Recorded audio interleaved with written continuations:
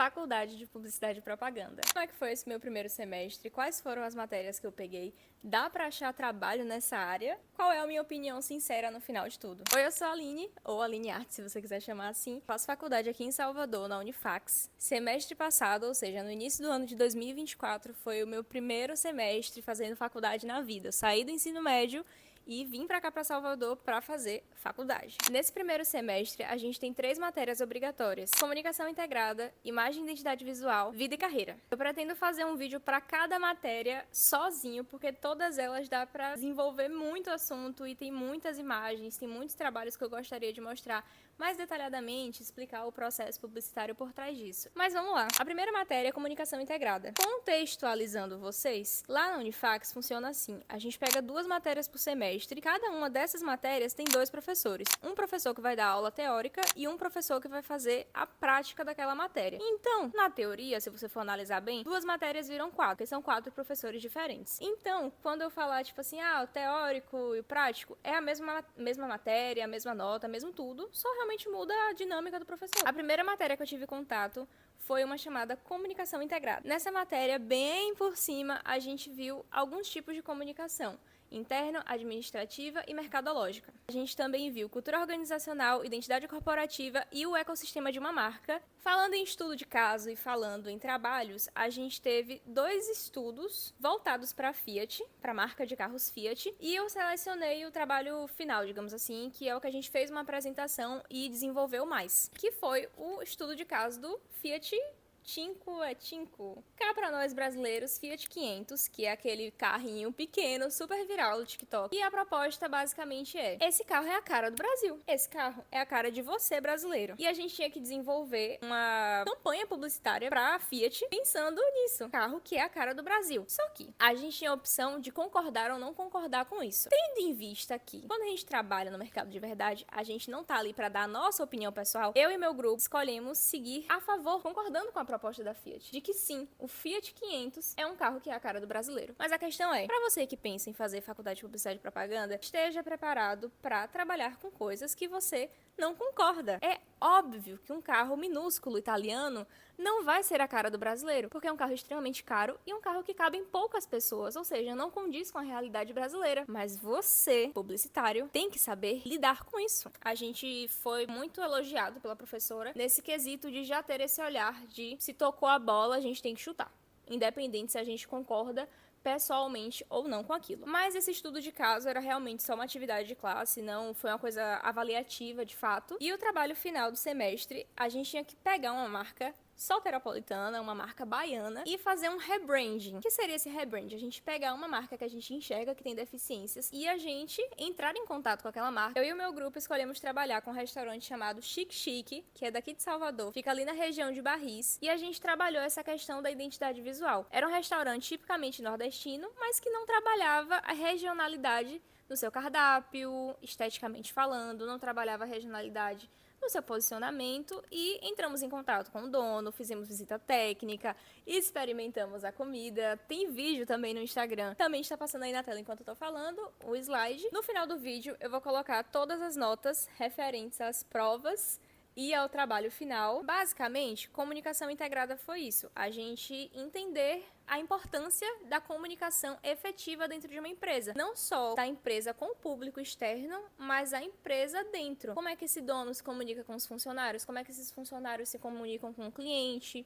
Então foi uma matéria legal, foi uma matéria interessante. Eu acredito que apura o nosso olhar profissional. E eu gostei, não foi uma matéria assim desafiadora, estressante. Foi uma matéria muito, muito tranquila, eu gosto. Como são as provas, né?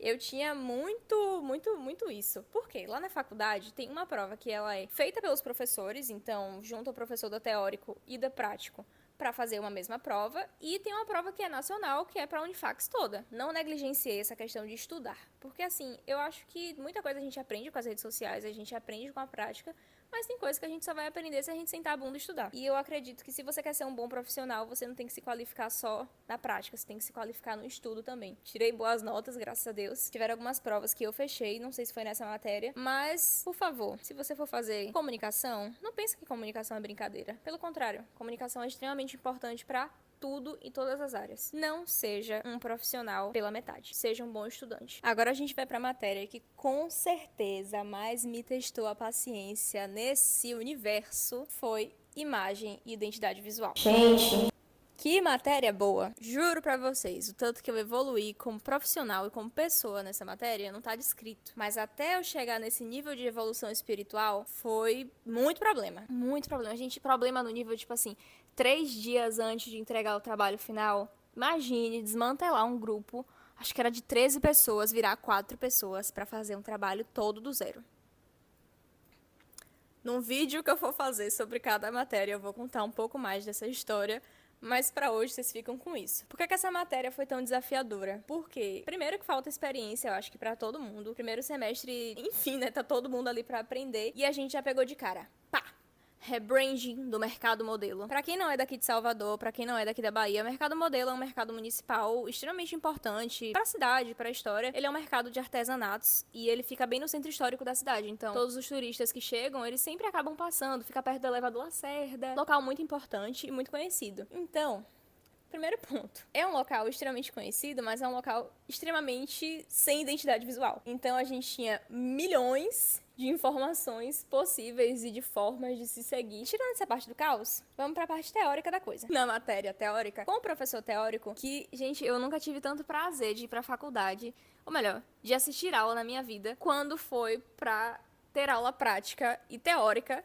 Não tanta prática. A prática me trouxe um pouco de trauma. Mas a parte teórica, eu ia pra faculdade, eu não queria nem que tivesse lanche. Eu não queria que tivesse intervalo. Porque eu gostava muito, era muito didático. Na parte teórica, a gente aprendeu as bases de uma marca. Elementos visuais, verbais, semiótica, que é um assunto tão interessante, mas tão legal, que eu quero fazer um vídeo só sobre semiótica. Elementos da imagem, leis da Gestalt, que também é outro assunto uma delícia para se conversar. Quando essa parte teórica acabou, a gente ficou com essas aulas para desenvolver o trabalho final do mercado modelo. E agora vamos falar do tão temido mercado modelo. Por que foi tão temido, gente? Refazer uma identidade visual de uma coisa que não tinha identidade visual. O que pra mim é um super desafio. Não sei se pra vocês é melhor, mas eu acho extremamente pior. Mas no final das contas, conseguimos entregar, não perdemos na matéria, tiramos uma boa nota. Vamos pra próxima matéria. A próxima matéria se chama Vida e Carreira, que eu basicamente, vou ser bem honesta, falei, que tem que estudar, mas eu não assisti nenhuma aula dessa matéria. Eu não assisti. Por que eu não assisti? Ela é uma matéria que literalmente só acontece no primeiro semestre. E que a presença não é obrigatória, não tem chamada, mas é obrigatório entregar o trabalho final. E o trabalho final a gente tinha que desenvolver um projeto, um aplicativo, ficou muito a nosso critério, mas que fosse alguma coisa com o intuito de ajudar outras pessoas. Meu grupo escolheu fazer sobre idosos, ajudar ajudantes de idosos. Então a gente fez um vídeo muito emotivo, eu vou colocar um trechinho aqui na tela, representando exatamente isso, essas pessoas que param às vezes de trabalhar, que não têm uma renda financeira suficiente para contratar alguém para cuidar dos seus idosos, que acabam tomando essa função para si. E aí a gente fez um aplicativo fictício, então esse aplicativo teria, né, se existisse, várias dicas, suportes, canais de atendimento psicológico e coisas do tipo. Fizemos de última hora, mas deu tudo certo. Esse aqui eu já vou falar logo. A gente tirou nota 10, a professora amou. A gente ficou realmente, assim, emotivo. Foi um trabalho que por mais que tenha sido corrido fazer, a gente não se dedicou de fato.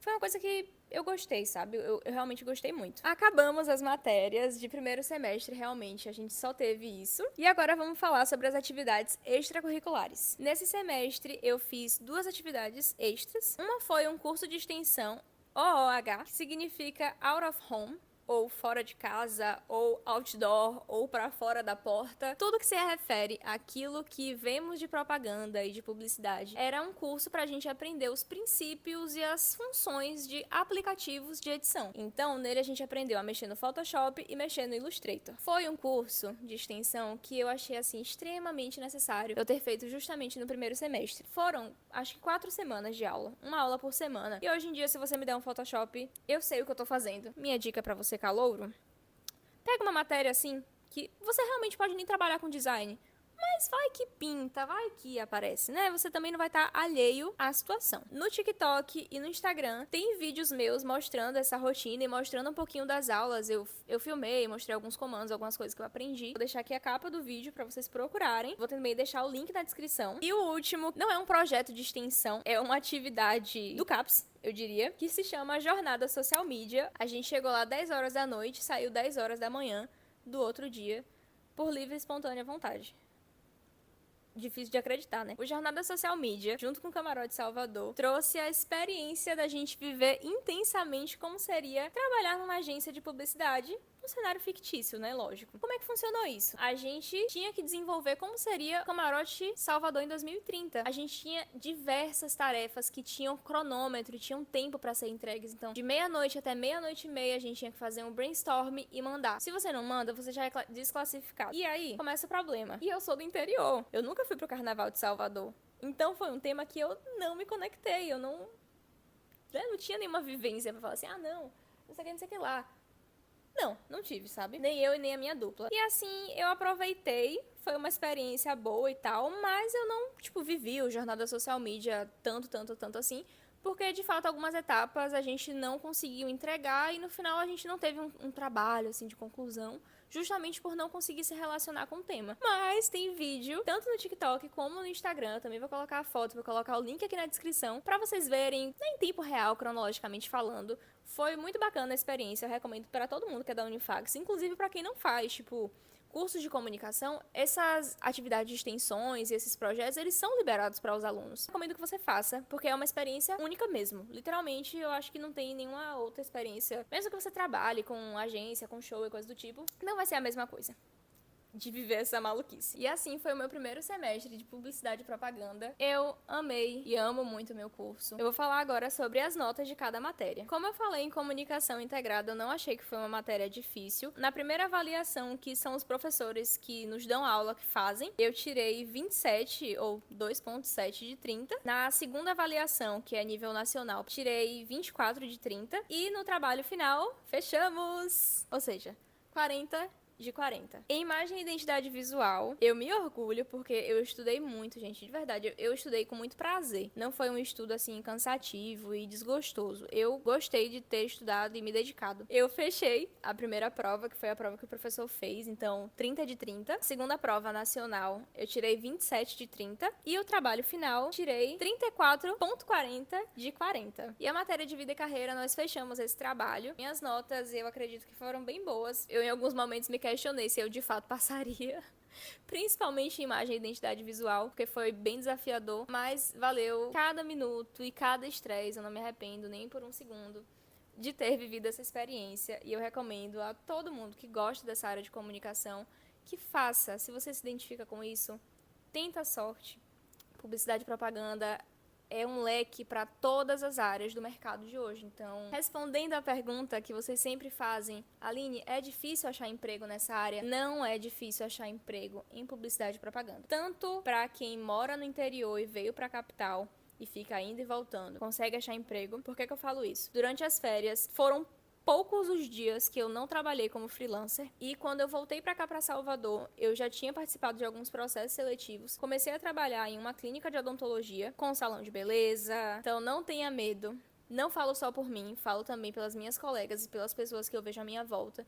Tem pessoas assim que eu conheci na faculdade e que já estão trabalhando com marcas grandes mesmo, gente. Eu fico muito feliz em ver que não deu certo só pra mim, mas ver que realmente é uma área que dá fruto e que, graças a Deus, tá todo mundo empregado, assim. Eu diria que 95% da sala já tá empregado, já tá fazendo freela, sem ganhar dinheiro, só fica se não quiser. De verdade mesmo. Gostei muito do primeiro semestre, pretendo trazer esse vídeo novo a cada semestre que passar, e eu espero que você deixe o seu comentário aqui embaixo, me contando se você gostou. Se você tem alguma dúvida, me conta aqui nos comentários, ou vai lá pro Instagram, @alinearts. Eu todos os dias posto story, eu compartilho muito ao vivo de como são esses estresses e essas agonias da faculdade.